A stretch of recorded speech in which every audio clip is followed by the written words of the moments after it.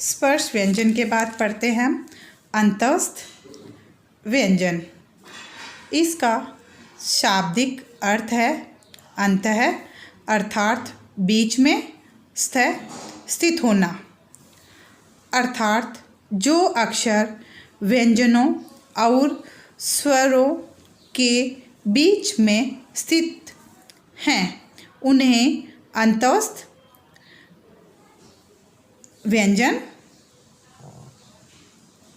व्यंजन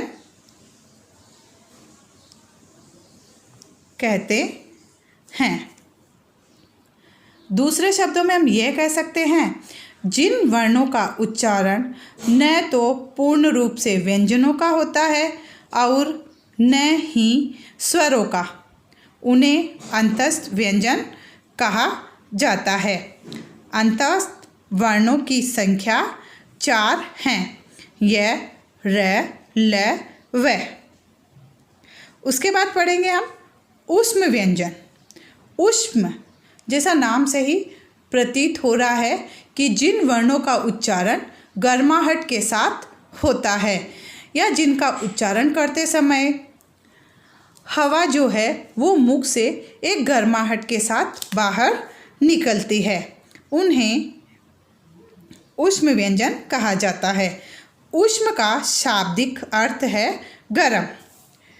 जिन वर्णों के उच्चारण में मुंह से गर्म हवा बाहर निकले और हल्की सीटी की सी आवाज़ आए, उन वर्णों को ऊष्म व्यंजन कहते हैं। ऊष्म व्यंजन की संख्या भी 4 है,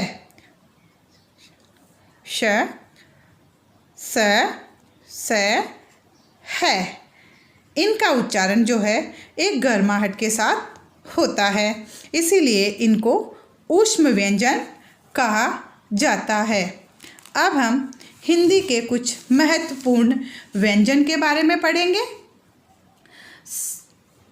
तो सबसे पहले हम पढ़ते हैं संयुक्त व्यंजन। संयुक्त व्यंजन क्या है, किस तरह इनका प्रयोग किया जाता है, किस तरह से संयुक्त व्यंजन बनाए जाते हैं, तो हम संयुक्त व्यंजन में पढ़ेंगे। जब कोई स्वर रहित व्यंजन स्वर सहित व्यंजन से मिलकर नया अक्षर बनाता है, कोई स्वर रहित व्यंजन स्वर सहित व्यंजन के साथ मिलकर एक नया शब्द बनाता है, एक नया अक्षर बनाता है और व्यंजनों की मूल आकृति स्पष्ट दिखाई देती है, तब हमें व्यंजनों की मूल आकृति स्पष्ट दिखाई देती है, उसे संयुक्त व्यंजन कहा जाता है। जैसे त्याग, बल्ब, सप्ताह आदि। अगला पढ़ते हैं द्वित्व व्यंजन।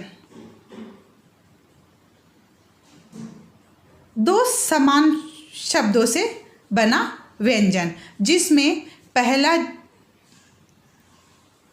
व्यंजन स्वर रहित होता है और दूसरा स्वर सहित होता है। जब दो समान शब्द जिसमें पहला शब्द स्वर रहित और दूसरा वर्ण स्वर सहित होता है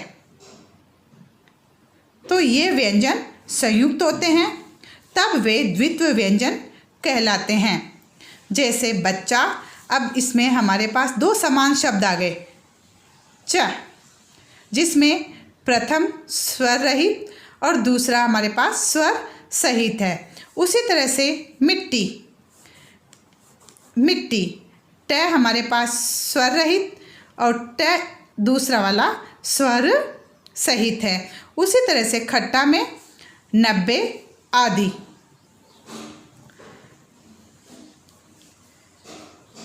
अनुस्वार,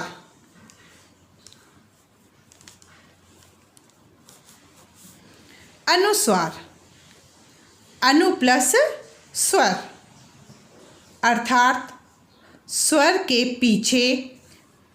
पीछे चलने के कारण इन्हें अनुस्वार कहा जाता है। जो स्वर के पीछे पीछे चलते हैं उन्हें अनुस्वार कहा जाता है। यह नासिक की ध्वनि है जो वर्ण के ऊपर होती हैं और इसे हम इस तरह से प्रयोग में लाते हैं। इस तरह से लगाकर प्रकट की जाती है। यह स्पर्श व्यंजन के पंचम वर्ण, ये स्पर्श व्यंजन के जो हमने पहले पढ़े थे, स्पर्श व्यंजन के पंचम वर्ण अन, य, ण, न, म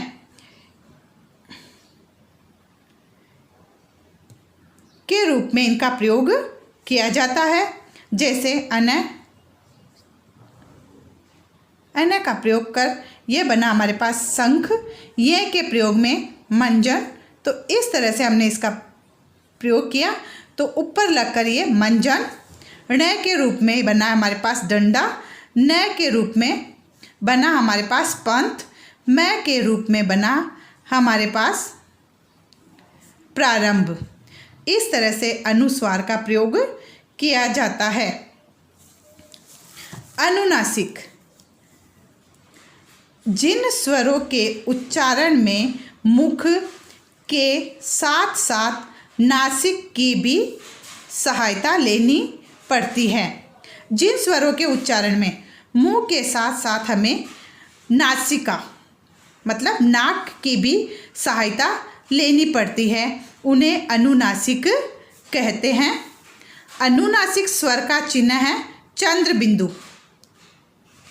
अनुस्वार का था बिंदु और अनुनासिक का है चंद्र बिंदु।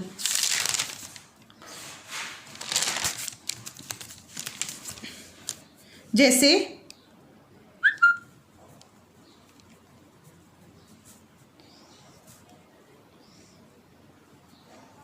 आँख,